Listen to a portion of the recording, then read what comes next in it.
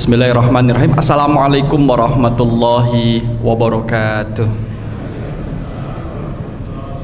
Alhamdulillah alladzi bi ni'matihi tatimmus shalihat. Asyhadu an la ilaha illallah wahdahu la syarikalah wa asyhadu anna Muhammadan abduhu wa rasuluh la nabiyya ba'dah.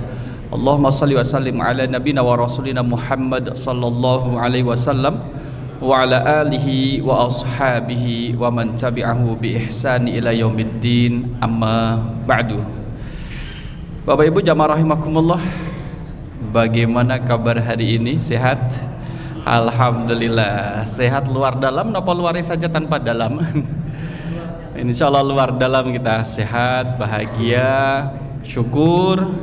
Mau tanggal berapapun tetap syukur, entah mendekati 14 Februari ataupun tidak, tetap bersyukur dan tetap menjaga kesehatan, kerukunan dan kebersamaan. Bapak Ibu jamaah rahimakumullah, suasana Isra Mi'raj ya, nanti kaitannya dengan ini surah Al-Asyr. Suasana Isra Mi'raj yang kemudian terjadi di bulan Rajab. Kalau Imam An-Nawawi menyebutkan tanggal 27 Rajab, Ruwah, Poso, jadi kan Rajab, Sya'ban, Ramadan. Itu peristiwa Isra Mi'raj terjadi di bulan Rajab. Itu kan kalau kita lihat di sini Bapak Ibu. Coba kita lihat dalam surah Al-Isra ayat yang yang satu. Adalah surah yang ke-17. Ini kita lihat ayat sudah satu, ayatnya satu. A'udzubillahi minasyaitonirrajim. Bismillahirrahmanirrahim. Subhanalladzi asra bi'abdihi lailam minal masjidil harami ilal masjidil aqsa alladzi barakna haulahu linuriyahu min ayatina innahu was-sami'ul basir. Ayat ini sering dibaca. Bapak Ibu, kalau ayat pertama ini berkaitan dengan Isra Mi'raj, ayat kedua, wa ataina Musal kitaba wa ja'alnahu hudal li bani Israila alla tattakhidhu min duni wakila. Ayat kedua berkaitan dengan Nabi Musa. Kinten-kinten kira-kira Bapak Ibu. Ayat pertama tentang Isra Mi'raj, ayat kedua bercerita tentang Nabi Musa dengan Bani Israel. Nyambung napa mboten? Nyambung napa mboten? Nyambung. Maka dalam peristiwa Isra Mi'raj, dengan siapa Nabi Muhammad mendapatkan nasihat untuk meminta dikurangi semula 50 waktu sholat, 50 kali waktu sholat, sehingga menjadi 5 kali. Dengan Nabi siapa? Nabi Musa. Ada kaitannya di sini. Karena Nabi Musa dalam satu hadis, saya itu lebih tahu dengan keadaan manusia wahai Muhammad. Karena umat Nabi Musa adalah umat Bani Israel. Bani itu adalah keturunan, Israel adalah nama lain dari Yakub. Maka Bani Israel adalah keturunan dari Nabi Yakub. Itu pertama. Yang kedua, Bani itu adalah keturunan Israel, sebutan bagi orang yang suka jalan-jalan di malam hari. Itu Israel. Mau kemana? Lagi Israel, berarti ingin jalan-jalan di malam hari. Itu orang yang suka jalan di malam hari namanya Israel. Dulu mereka suka jalan di malam hari. Kita sekilas lihat Subhana Maha Suci, Zat yang telah memperjalankan bi abdihi, hambanya. Abdun Bapak Ibu, Abdun. Rasul ketika Isra Mi'raj itu dalam mimpikah? Satu. Yang kedua, rohnya sajakah yang diperjalankan? Atau yang ketiga adalah ruh dan jasadnya. Ketika ruh dan jasadnya itulah diikat dengan kata subhana.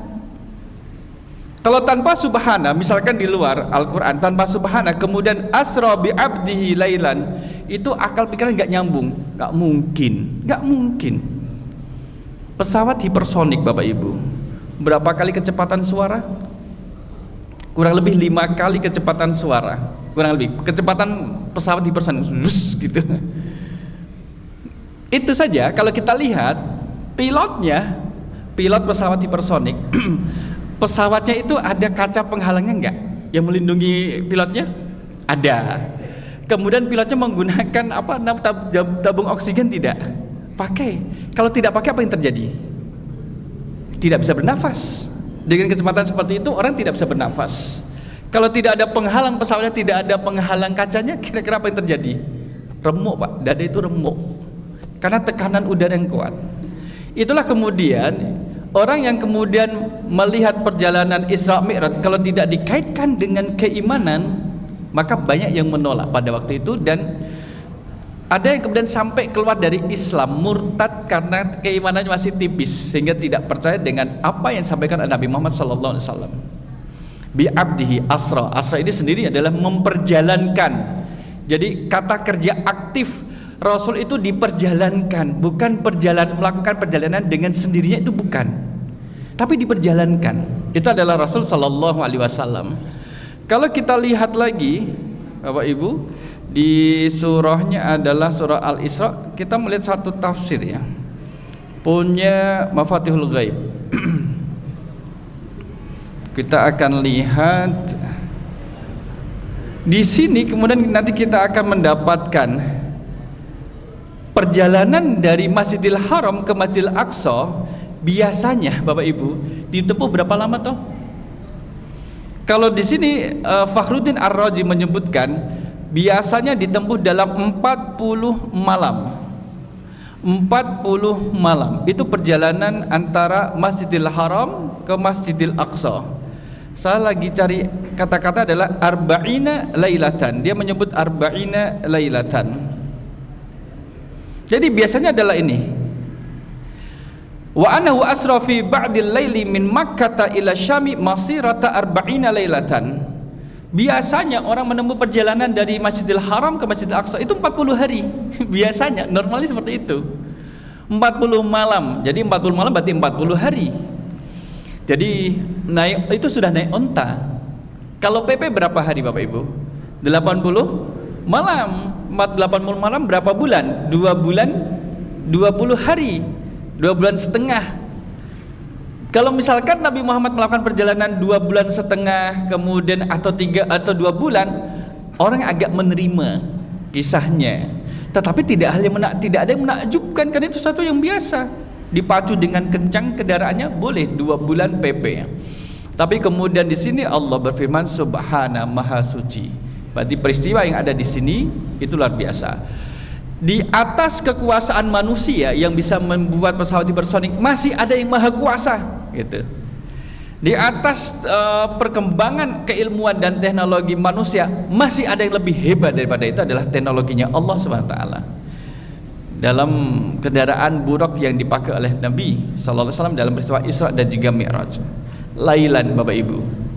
Allah tidak berfirman dengan al-laila, tidak, tapi lailan.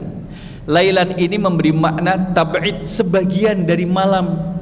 Tidak semalam suntuk, tapi hanya sebagian kecil. Sebagian kecil. Jadi sebagian daripada malam. Minal Masjidil Haram ilal Masjidil Aqsa. Hanya ada 2 masjid yang ada pada waktu itu.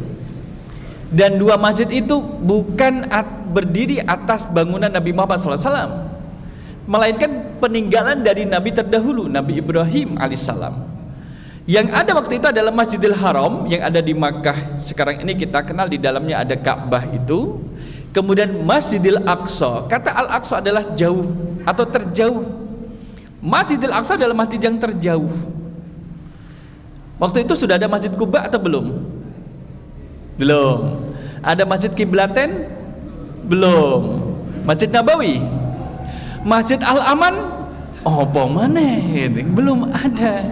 Maka Al-Aqsa ada masjid yang terjauh, cuman ada 2 masjid. Ada 2 masjid. Yang agak stabil adalah bentuk dari Masjid Al-Aqsa itu juga stabil, dan Masjidil Haram dengan Ka'bahnya itu adalah stabil.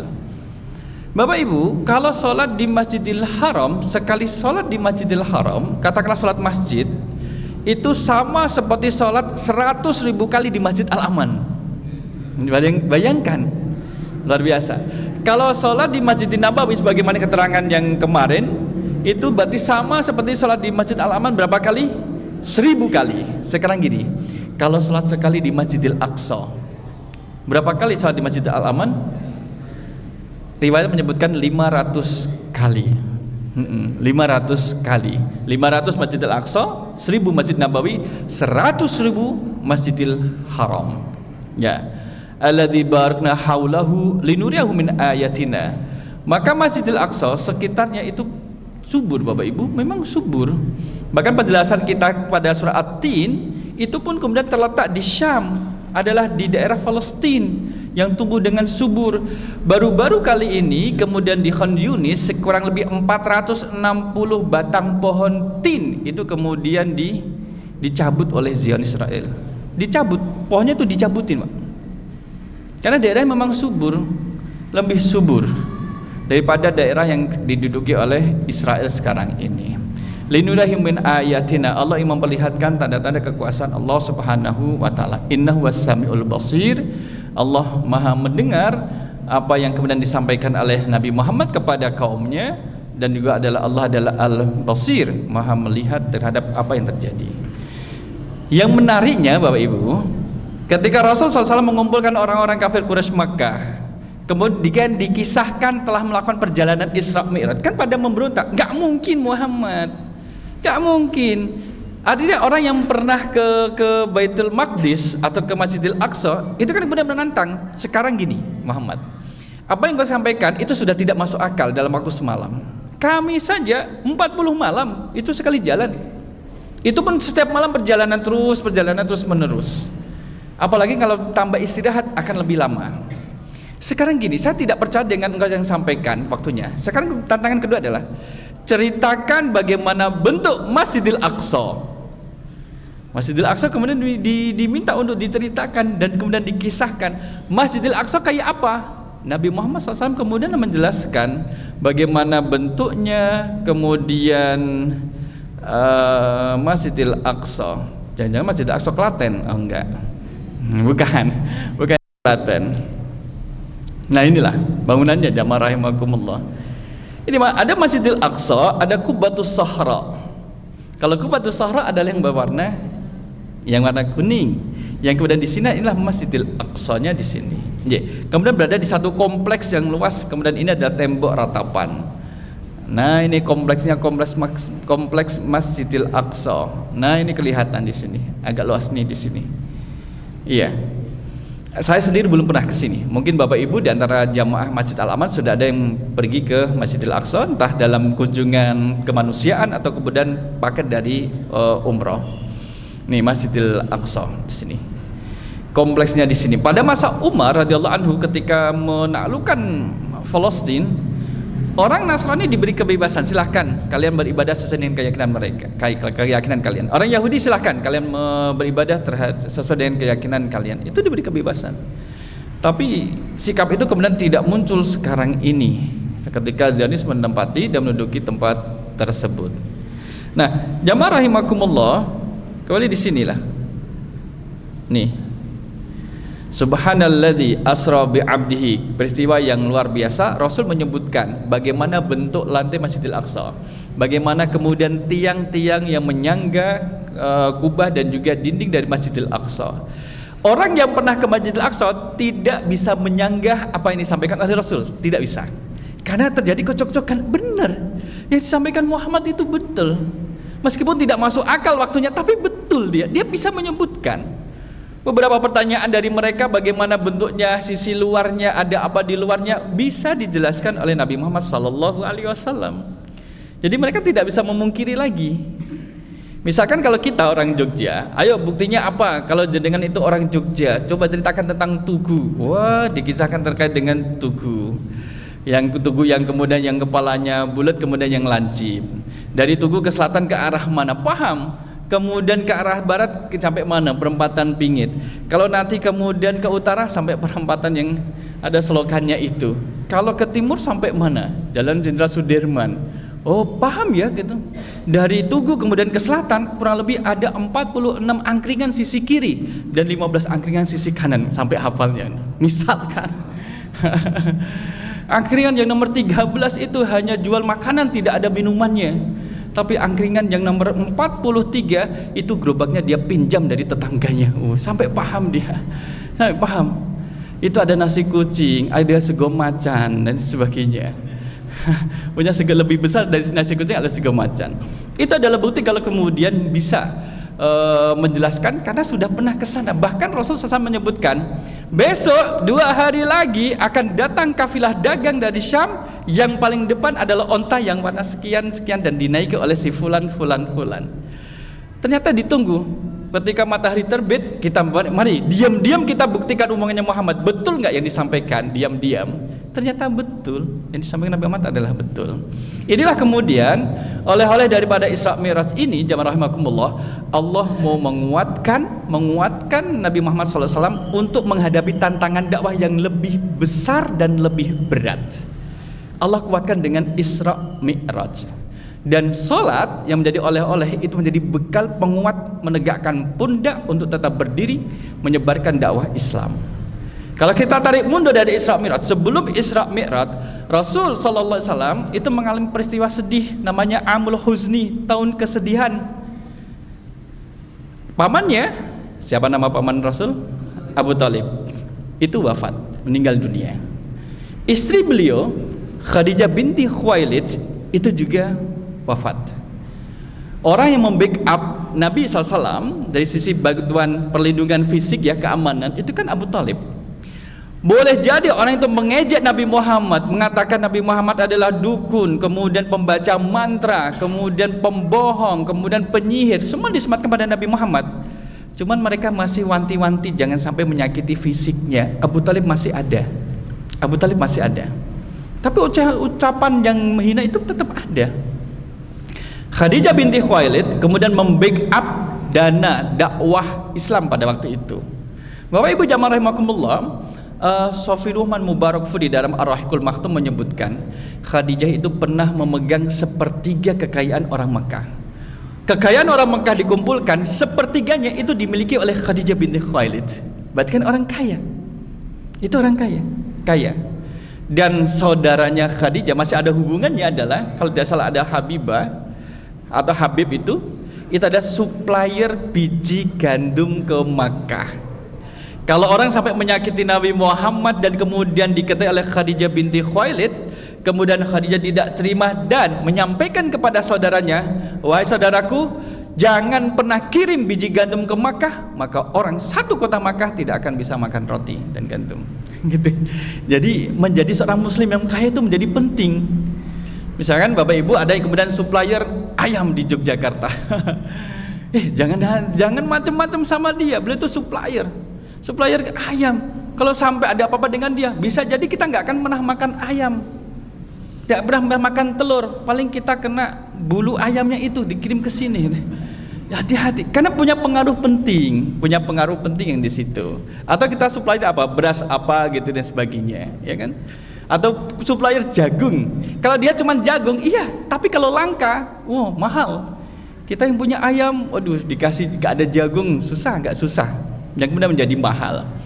Nah, jamaah rahimakumullah, setelah peristiwa Amul Huzni, tahun kesedihan inilah kemudian Rasul SAW itu banyak tekanan, intimidasi dari orang kafir Quraisy. Banyak sekali Bapak Ibu. Sehingga sahabat juga demikian merasakan agak takut juga untuk kemudian terus berada di samping Rasul SAW, karena Rasul juga terancam gitu. Maka peristiwa sayembara siapa yang bisa menangkap Muhammad hidup dan mati, hidup atau mati, itu kan dikasih hadiah berapa ekor onta? Sayembaranya 100 ekor onta. 1 ekor pinten juta. 1 ekor onta berapa juta Bapak Ibu? 20, murah kali. 30 ya, kita naikkan 40 lah.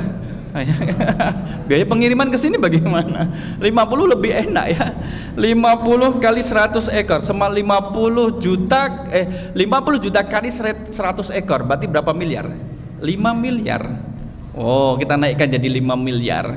Jadi sayembara bisa menangkap Nabi Muhammad hidup atau mati itu 5 miliar.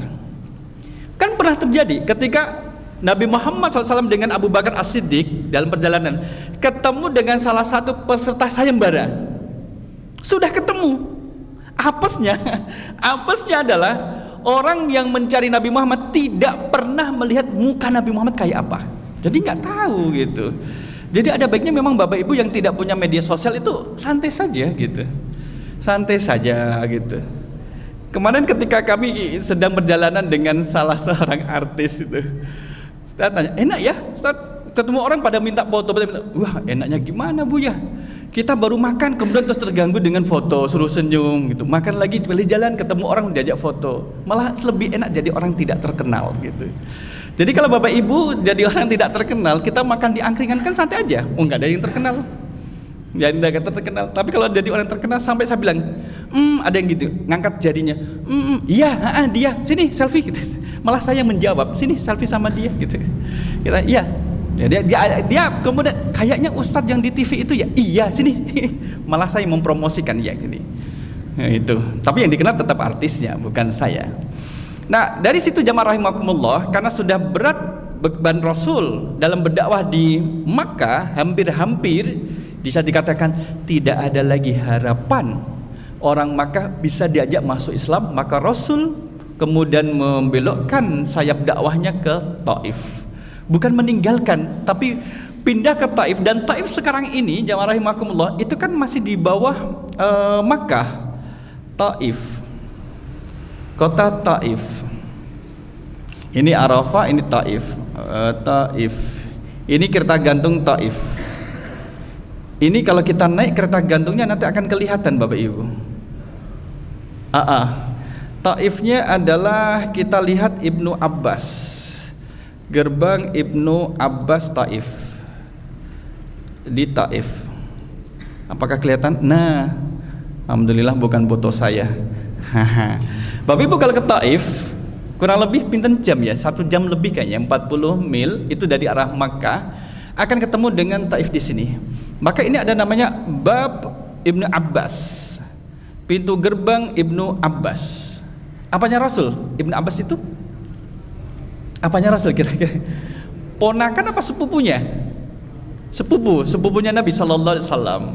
Ibnu Abbas itu sebagai ikon sahabat yang kemudian yang gigih belajar menuntut ilmu itu adalah Ibnu Abbas. Gigih menuntut ilmu. Mohon maaf nih. Gigih menuntut ilmu itu Ibnu Abbas. Sampai-sampai kemudian ketika menemui salah seorang sahabat untuk mendapatkan satu hadis, ternyata sahabat yang didatangi Ibnu Abbas sedang tidur. Karena Ibnu Abbas menganggap dirinya sebagai murid, ikut tidur di sampingnya. Jadi gurunya tidur di atas dipan, Ibnu Abbas di bawahnya. Ketika sahabat ini kemudian bangun melihat Ibnu Abbas, ya Allah ya Rasul, ya Allah ya Nabi, engkau kan sepupu Nabi, kenapa tidak membangunkan aku? Tidak, saya kesini untuk belajar. Ya Allah, kenapa engkau harus kesini? Kenapa tidak kemudian bilang saja saya akan datang ke tempat engkau, wahai sepupu Nabi gitu. Tidak, saya seorang murid gitu. Itulah Ibnu Abbas. Ini adalah masjidnya, kemudian di sebelah sini itu adalah makamnya, makam Ibnu Abbas yang di beteng, sehingga tidak ada orang yang ziarahi di sana, Bapak Ibu. Kalau kita kira temboknya dijebol, kemudian kelihatan makamnya, kira-kira sepi atau tidak ramai makam itu? Akan ramai. Maka yang ada adalah masjid dengan perpustakaan berada di kanan kiri dari makam itu. Di seberangnya ada yang jual shawarma, sebelah shawarma sebelah kirinya ada bakso Mang Udin, masih ada di sana. Jauh-jauh dari Kudian ke Taif cari bakso Mang Udin. Nah, di Taif inilah kemudian Nabi SAW itu mendapat perlakuan yang tidak baik. Harapannya adalah mendapatkan sambutan dakwah Nabi SAW sebagai ganti daripada perilaku orang-orang Makkah. Ternyata juga tidak kalah penting dari Ibnu Abbas. Ini Bapak Ibu, ini ngerti kira-kira ngapain dia ini? Kira-kira ngapain? Ini ngintip makamnya Ibnu Abbas. Ini kira-kira orang mana ya? Mau kita perbesar nanti kita malu sendiri. Kayaknya sih tetangga kita kayaknya ya. Nah, jamaah rahimakumullah. Nih, jadi Taif itu adalah yang sejuk, dingin. 16 derajat Celcius kemarin, bulan Januari 16 derajat Celcius kurang lebih. Bagi Rasul SAW sampai dakwah dari Makkah kemudian ke Taif. Di Taif kemudian mendapat perlakuan yang kasar sampai Nabi itu berdarah. Cuman Nabi menjaga darahnya tidak sampai netes di tanah. Ngeten. Memang berdarah, kakinya sampai berdarah sampai kaki. Tapi dijaga juga supaya jangan sampai nyentuh tanah. Kalau sudah nyentuh tanah, malaikat marah kepada orang-orang Taif. Sampai Rasul diberi pilihan, wahai Nabi, perintahkan kepada kami, maka kami akan menjunggar balikkan gunung ini kepada orang-orang Taif. Memang perbukitan Bapak Ibu, di Taif itu perbukitan. Bayangkan.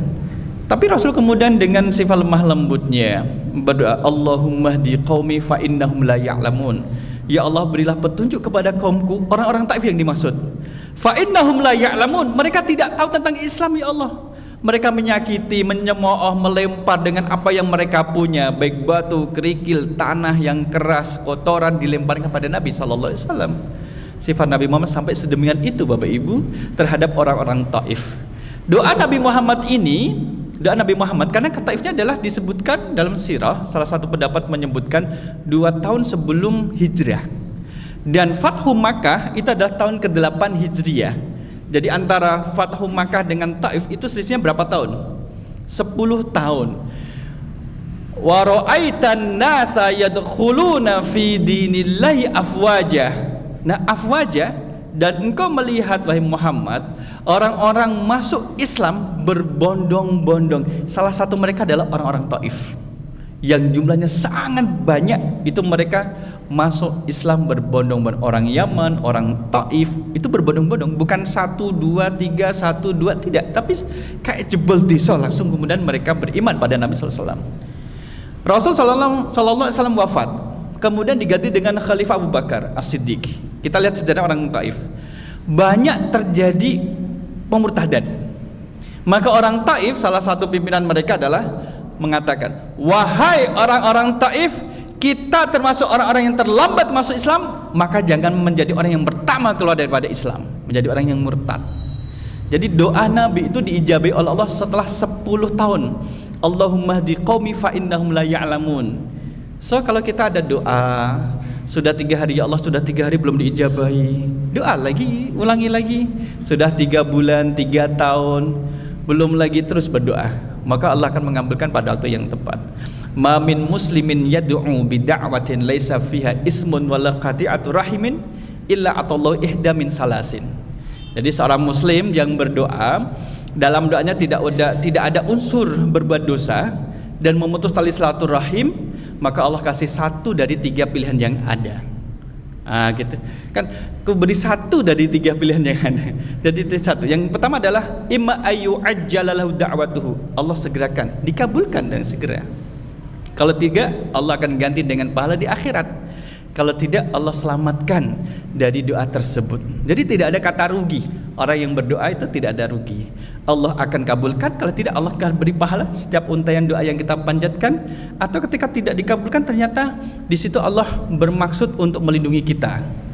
Ya Allah, jadikanlah hamba orang terkaya se-Kabupaten Sleman, gitu misalkan. Tapi nggak dikabulkan, sampai sekarang nggak kaya-kaya juga, nggak jadi orang kaya. Karena Allah tahu kalau jadi orang kaya, lihat Masjid Al-Aman, masjid yang dulu saya duduk di situ, sekarang sorry ya gitu, sorry ya gitu. Kan sudah orang kaya itu. Jadi nggak mau lagi. Sorry, saya masih punya jatah stok 100.000 kali ketika di Masjidil Haram. Masih ada stok lah dibanding orang-orang yang sholat di Masjid Al-Aman sekarang ini gitu. Jadi itu kalau misalkan ada doa kita yang belum dikabulkan oleh Allah, tetap kita berhusnudzon kepada Allah SWT. Tapi peristiwa ketika Rasul di Taif itu kemudian ada pelajaran, ketemu dengan Adas. Ya, ketemu dengan Adas dan kemudian kisah memakan buah anggur di tamannya kedua anaknya Rabi'ah jama Syaibah itu, dan juga ada kisahnya. Nah, kemudian jamaah rahimakumullah, beban semakin berat. Oleh karena itulah Allah siapkan Nabi Muhammad dengan Isra Mi'raj tadi. Di sini Isra Mi'rajnya kemudian dilanjutkan dengan surah Al-Asyarh, Alam nashrah laka sadrak, dilanjutkan ke sini. Karena ini adalah upaya untuk membentengi Nabi Muhammad SAW dari beban-beban yang ada. Oleh karena itu surah Asyarh termasuk surah Makkiyah sebelum Rasul berhijrah. Sebagaimana juga Isra Mi'raj itu juga terjadi sebelum Rasul berhijrah. Karena tekanan dakwah di Makkah itu keras. Yang dihadapi musuhnya jelas, musuhnya jelas. Mukmin dengan kafir sudah jelas. Ketika di Madinah yang dihadapi adalah munafik, kan tidak jelas munafik itu. Tidak jelas. Sebagaimana kalau kita membaca surah Al-Falaq, Qul a'udzu birabbil falaq, itu kan ada 4 kejahatan. Min syarri ma khalaq. Yang kedua, wa min syarri ghasikin idza waqab. Yang ketiga, wa min syarri nafatsati fil 'uqad. Yang keempat, wa min syarri hasidin idza hasad. 4 kejahatan itu ada di luar diri kita. Tapi ketika membaca surah An-Nas, min syarril waswasil khannas, dari kejahatan bisikan setan yang tersembunyi, kan gak jelas. Karena ada dalam diri kita. Sesuatu yang tidak jelas itu berat. Susah menghadapinya, susah. Kalau musuh di luar, eksternal, sudah kelihatan. Tapi kalau musuh di dalam diri kita sendiri, susah. Maka dalam surah An-Nas membaca nama Allah, menyebut nama Allah sebanyak 3 kali. Qul a'udzu birabbin nas. Rabbin nas Allah, Malikin nas Allah, Ilahin nas adalah Allah. Nah, maka Allah kemudian menyiapkan diri Nabi Muhammad SAW untuk menerima tugas-tugas dakwah berikutnya. Ada perang Badar, ada perang Uhud, ya kan? Kemudian perang-perang Tabuk dan lain sebagainya. Yang perang ini belum pernah terjadi ketika Nabi Muhammad berada di Makkah. Maka disiapkan. Nah, di sinilah kita lihat penamaannya. Sumyat suratul syarh awil insyirah. Bisa disebut dengan surah Asy-Syarh atau surah Al-Insyirah atau surah Alam Nashrah. Ayo dibaca surah Alam Nashrah, itu adalah surah ini. Ya, diambil dari liftitahiha bil khabari an syarhi sadrin nabi. Kabar Allah telah melapangkan dada Nabi sallallahu alaihi wasallam. Kalau bahasa Jawa apa? Jembar dada nih, ngoten apa pripun? Jadi menjadi lapang dada, jembar dada nih, kayak nerimo gitu. Le jenengan mau panen tapi kemudian padinya habis diterjang angin lesos. Jadi pada tidur semua. Kok malah ngomong alhamdulillah, kok bukan marah atau apa, kok malah alhamdulillah padi saya kemudian pada tidur semua karena diterjang oleh angin. Lah kok alhamdulillah, alhamdulillah masih ada padinya dan masih bisa dipanen. Coba kalau misalkan diangkat sama angin malah tidak ada. Lah kalau misalkan diangkat sama angin gimana nanti sikap jenengan? Apakah alhamdulillah? Iya, tetap alhamdulillah. Lah kok yang diangkat padi saya, bukan saya yang diangkat sama angin gitu. Jadi alhamdulillah ala kulli hal, segala puji bagi Allah dalam setiap kondisi dan juga keadaan. Maka tanda-tanda Allah melapangkan dada Nabi Muhammad sallallahu alaihi wasallam menyinarinya dengan petunjuk. Tanwiruhu bil huda wal imani wal hikmah. Jadi disinari dengan petunjuk hidayah, dengan keimanan dan juga hikmah kebijaksanaan. Itu Nabi sallallahu alaihi wasallam. Maka sebelum peristiwa Isra Mi'raj, Rasul SAW kalau kita lihat 2 kali pembelahan dada kita. Pertama usia pinten 4 tahun ketika berada di kampungnya Halimah Bani Sa'ad, sehingga disebut Halimah Sa'diyah. Suaminya namanya Haris. Dan Halimah kemudian menjadi senang ketika Muhammad kecil berada di kampungnya, di dalam rumahnya. Binatang yang kurus-kurus yang dipelihara oleh Halimah kemudian menjadi gemuk, yang kemudian dombanya berisi, yang betina kemudian air susunya menjadi melimpah. Rumput-rumput juga tumbuh menjadi subur, dan binatang yang lain juga seolah-olah kemudian hormat terhadap kedatangan Muhammad kecil pada waktu itu. Maka senang. Usia berapa? 4 tahun terjadi pembelahan dada, kan 2 tahun dibawa. Setelah itu seharusnya dikembalikan lagi, tapi tetap dirawat untuk pada usia 4 tahun. Setelah terjadi peristiwa pembelahan dada waktu kecil itulah kemudian dikembalikan kepada Aminah ibunda Nabi SAW. Itu yang pertama, pembelahan yang pertama. Dan Nabi tidak merasakan sakit dan tidak ada bekasnya.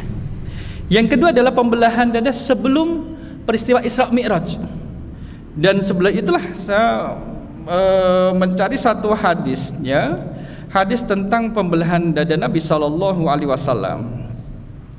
Hadisnya berbunyi, nih, "Idz atani ati faqadda fastakhraja qalbi." Bahwa Nabi SAW bersabda, tiba-tiba datang kepadaku seseorang, tapi dalam kurung adalah malaikat Jibril. Kemudian ia membelah dan mengeluarkan hatiku, fastakhraja qalbi. Summa utitu bitashtin min zahabin mamlu'atin imanan. Kemudian ia membedah dan mengeluarkan hatiku. Setelah itu dibawalah kepadaku bejana, tempat yang terbuat dari emas yang penuh dengan iman. Faghasala qalbi, lalu ia mencuci hatiku. Thumma khusya uida, kemudian dikembalikan seperti sedia kala. Ini proses pembelahan dada Nabi sallallahu alaihi wasallam sebelum peristiwa Isra Mi'raj. Tadi dibersihkan, ada pembersihan. Jangan dicoba-coba, jangan mentang-mentang kita kan umat Nabi Muhammad dulu dadanya kan dibelah terus kita belah. Jangan. Kita bukan nabi dan yang melakukan itu bukan orang tapi malaikat, sehingga tidak ada rasa sakit yang diderita oleh Nabi Muhammad sallallahu alaihi wasallam dan juga tidak ada bekas dari pembelahan itu. Sehingga rasa al-ghil, al-hasad, dengki, iri itu sifat-sifat buruk tidak ada dalam diri Nabi sallallahu alaihi wasallam. Karena mudisabkan menerima beban berat. Oleh karena itulah ketika kita menerima beban berat dalam dakwah atau amanah yang lainnya, lapang dada agar bisa menerima dan melaksanakan itu semaksimal mungkin. Fama yuridillahu ayyahdiyahu yashrah sadrahu lil Islam. Sesiapa yang Allah kehendaki untuk diberikan hidayah, Allah akan lapangkan dadanya menerima Islam itu sendiri. Jadi orang yang sudah berserah diri kepada Allah sebagai seorang muslim, sepatutnya dia berlapang dada. Ada perintah sholat, ayo sholat. Ada perintah puasa Ramadan, ayo puasa Ramadan. Ada perintah zakat, ayo zakat. Tanpa dengan tapi melaksanakan perintah tanpa tapi. Itulah jamaah rahimakumullah. Maka karena ini adalah surah Makkiyah, sebagaimana kandungan dari surah-surah Makkiyah pada umumnya berkaitan dengan masalah tauhid, iya, keimanan, iya. Wabil khusus maudhu hadis surah kasabiqati al-hadis an syahsiyatin nabi. Surah sebelum al-insyirah atau asyar itu kan surah ad-duha. Surah ad-duha itu berbicara terkait dengan kepribadian Nabi sallallahu alaihi wasallam. Itu surah ad-duha. Dan kemudian surah al-insyirah berbicara tentang kepribadian Nabi sallallahu alaihi wasallam dan tentang apa nikmat-nikmat yang Allah berikan kepada Nabi. Kita membahas surah Al-Kautsar itu juga tentang kepribadian Nabi dan nikmat yang Allah berikan kepada Nabi berupa sungai Al-Kautsar. Oleh karena itulah, karena Allah memberikan nikmat yang banyak kepada Nabi, maka sudah sepatutnya Allah mendapatkan pujian dan kesyukuran dari setiap hambanya. Ada beberapa kandungan di sini, ada 1, 2, 3, 4 sebelum masuk dalam tafsirnya, jamaah rahimakumullah. Disebutkan bahwa bagaimana kemudian Allah memberikan 3 nikmat kepada Nabi sallallahu alaihi wasallam. Syarhu sadrihi bil hikmati wal iman, yang pertama. Jadi Allah lapangkan dadanya Rasul SAW kemudian dipenuhi dengan hikmah dan keimanan. Wa tadhiruhu minadz dzunubi wal auzar, dan Allah kemudian membersihkan diri Rasul dari dosa-dosa. Maka Rasul disebut dengan maksum, terjaga dari dosa. Ustaz, bagaimana dengan surah Abasa? Abasa wa tawalla an ja'ahul a'ma. Rasul ketika sedang berdakwah kemudian menghadapi pemuka Quraisy, disebut juga salah satunya adalah Al-As bin Wa'il, salah satunya yang dihadapi Rasul. Harapannya Rasul adalah kalau pemimpinnya ini masuk Islam, maka belakangnya juga akan masuk Islam gitu. Maka didakwai oleh Rasul sallallahu alaihi wasallam. Ketika kami masuk di kampung asli, warga asli di Malaysia, kan dari satu kampung itu ada musola. Kita tanya berapa yang muslim? Antara 2 atau 4 rumah saja. Sepertinya sih 2 rumah, selebihnya tidak. Terus agamanya apa? Ya enggak beragama, campur aduk. Nah, kita dengerin azan dulu nih.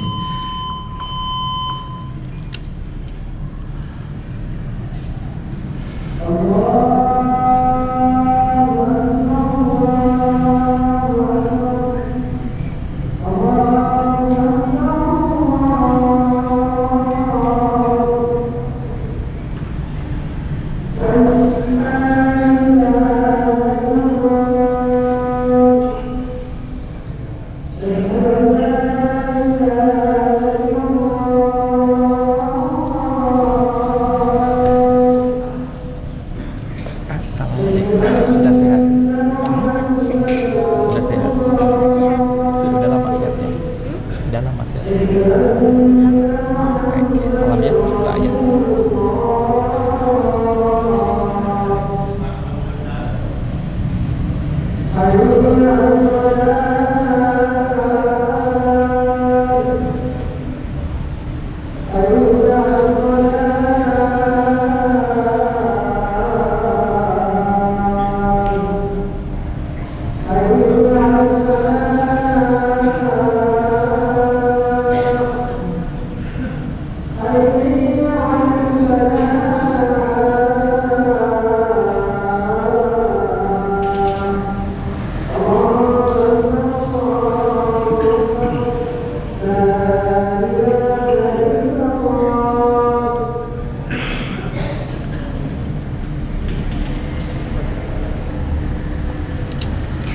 Jamaah rahimakumullah, 4 hal yang menjadi kandungan secara umum dalam surah Al-Insyirah. Pertama adalah Allah memberikan 3 nikmat pada Nabi Muhammad.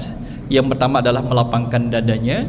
Yang kedua adalah menghapus atau mengampuni semua dosa-dosa, membersihkan Nabi Muhammad dari segala dosa. Yang ketiga adalah mengangkat kedudukan dan posisi Nabi Muhammad SAW baik di dunia maupun di akhirat. Ini kandungan yang pertama, ayat pertama sampai ayat yang keempat. Ayat kelima sampai ayat yang keenam nanti berbicara terkait dengan Allah berjanji bahwa setiap kesulitan ada kemudahan. Kalau bahasa kita, 1 kesulitan, 2 kemudahan. Kalau di luar sana, menyelesaikan masalah tanpa pelanggannya ada di sini. Nah, kandungan yang ketiga adalah dalam surah ayat yang ke-7 adalah Al-muwazabah, menjaga kontinuitas dalam beribadah. Selesai satu urusan, laksanakan urusan yang lain. Fa idza faraghta fansab. Sat dal bat. Selesai satu urusan, pindah lagi. Jadi, wah, saya nganggur ya, nggak tahu ini mau ngapain ya hari ini. Nggak mungkin. Seorang muslim tidak seperti itu. Terus diisi dengan kegiatan yang bermanfaat, dan itu adalah ibadah. Yang terakhir, kandungan yang keempat pada ayat ke-8 adalah kita diperintahkan setiap selesai melakukan aktivitas bertawakal kepada Allah Subhanahu wa taala. Kita serahkan hasilnya. Tawakal itu setelah ikhtiar maksimal, bukan kemudian tanpa ikhtiar. Kayaknya nggak mungkin deh, dipikir kayak nggak mungkin deh. Udah deh saya tawakal saja, nggak bisa. Ikhtiar dulu maksimal, serahkan urusannya kepada Allah Subhanahu wa taala. Jadi inilah kandungan dari surah Asy-Syarr atau Al-Insyirah yang kemudian menekankan bahwa Allah kuatkan Nabi Muhammad SAW untuk tahapan dakwah berikutnya yang lebih berat dan tantangannya juga lebih besar dari sebelum-sebelumnya. Ini juga menjadi pelajaran bagi kita bahwa kalau kita misalkan idealnya kan kalau dakwah mulus-mulus diterima, tetapi tidak semudah dan tidak seideal itu. Akan ada ujian-ujian yang Allah berikan kepada seorang da'i atau mubalik. Maka kita mengingat perjuangan Nabi SAW, dakwah Nabi juga tidak selalu mulus. Dan dengan ujian itulah kemudian mendewasakan dalam berdakwah. Dan semoga Allah menerima amal ibadah kita. Amin ya rabbal alamin. Demikian Bapak Ibu jamaah rahimakumullah, pada malam kali ini kita cukupkan dengan doa kafaratul majlis. Subhanakallahumma wa bihamdika asyhadu an la ilaha illa anta astaghfiruka wa atubu ilaik. Aku qouli hadza astaghfirullah li wa lakum. Wassalamualaikum warahmatullahi wabarakatuh.